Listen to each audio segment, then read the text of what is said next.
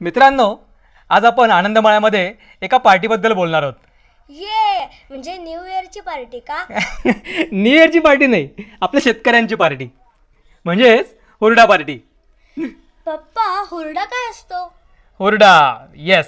आपल्यापैकी बऱ्याच लोकांनी हा शब्द ऐकला असेल किंवा काही लोकांनी हे हुरड्याचा अनुभवही घेतला असेल. तर हा हुरडा म्हणजे ज्वारीची कोवळी कणसं भाजून केलेला एक छानसा रानमेवा.